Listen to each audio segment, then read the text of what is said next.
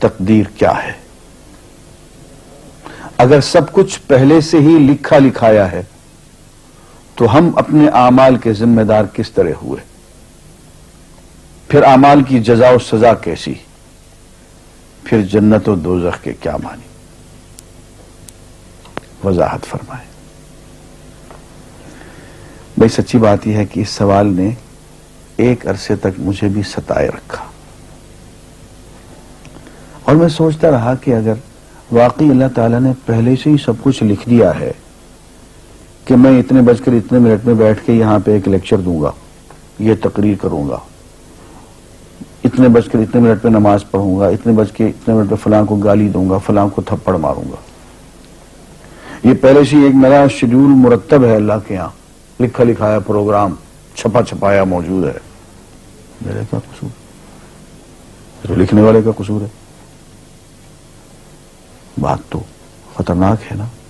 تقدیر کیا ہے؟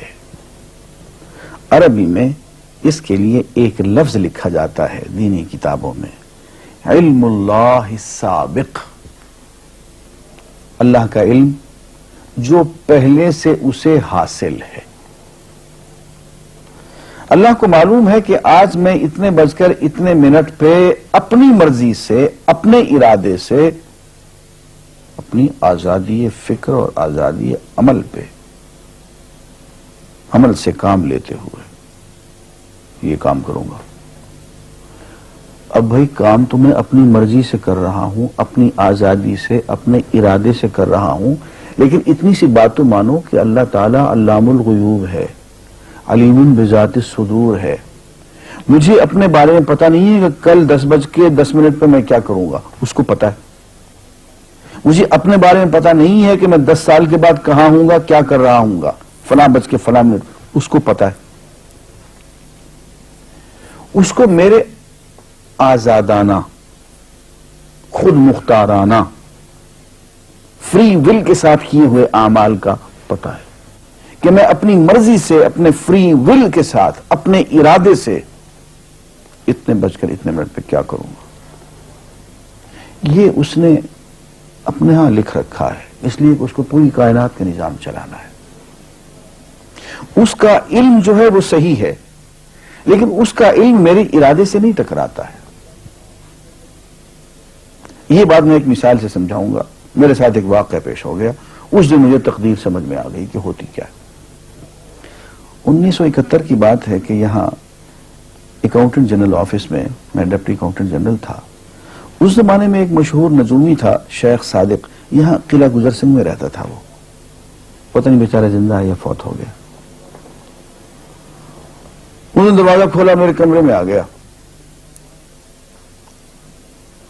کہاں صاحب ہم آپ کی خدمت کرنا چاہتے ہیں، ہم آپ کو مستقبل کے بارے میں کچھ بتانا چاہتے ہیں۔ میں نے کہا میرے پاس فضول باتوں کے لیے وقت نہیں ہے، میں علم نجوم وغیرہ کو، اس قسم کے یہ فضول باتوں کو میں نہیں مانتا ہوں، مشغول آدمی ہوں، ان چکروں میں مجھے مت ڈالو۔ اس نے کہا سر مجھے صرف 1 منٹ تو آپ دے دیں۔ میں نے کہا ہاں 1 منٹ دیتا ہوں۔ اس نے ایک بہت بڑا کاغذ میرے سامنے لکھا جس پہ 40 خانے بنے ہوئے تھے، 40 چیزوں کے نام لکھے ہوئے تھے، مختلف چیزوں کے نام، کتاب، قلم، اینک، کاپی، دوات، پینسل، میز، بادل، برکھا، مسجد، مندر، ایسی ایٹ رینڈم چیزوں کے نام، 40 چیزوں کے نام لکھے ہوئے تھے۔ وہ کہنے صاحب آپ ان میں سے کسی ایک چیز پہ انگلی رکھ دیں یا اس کا نام آپ اس کاغذ پہ لکھ دیں۔ اور مجھے یہ کہتے کہتے اس نے ایک پیس آف پیپر میری میز سے اٹھایا اور اس پہ کچھ لکھا اور اس کو یوں الٹا کے رکھ دیا۔ میں نے کہا تم نے یہ کیا کیا؟ کہنے لگے جی میں نے وہ چیز لکھ دی ہے، وہ نام جو ابھی آپ لکھیں گے۔ تو اب میں پریشان ہو گیا۔ تماشا کی بات ہے نا کہ جو چیز میں سوچ سوچ کے اپنے ارادے سے، اپنی مرضی سے ابھی لکھوں گا، اس نے پہلے جو لکھ کے وہاں رکھ چھوڑ دیے میرے سامنے۔ اب میں سوچ میں پڑ گیا کہ یار وہ چیز لکھوں جو اس نے نہ لکھی ہو، کبھی میں اس کا ارادہ کروں، کبھی اس کا ارادہ کروں، تنگ آ کے آخر میں نے کسی ایک چیز کو لکھ دیا، میری یہ ہے۔ اس نے جب وہ الٹایا تو وہ وہی چیز نکلی۔ اب پتہ نہیں یہ کیا چکر تھا اس کا، خدا ہی جانے۔ کوئی اس کا علم ہوگا، کوئی فن ہوگا، کوئی تک بازی ہوگی، تک بندی ہوگی کوئی. لیکن اس دن مجھے پتا چلا کہ یار اس کو جو کچھ میں نے لکھا ہے اپنے ارادے سے لکھا ہے, اپنی مرضی سے لکھا ہے, اس سے پابند ہو کے نہیں لکھا. کبھی اس پہ انگلی لگاتا تھا, کبھی اس پہ, کبھی اس پہ, آخر چن کے ایک لکھا میں نے.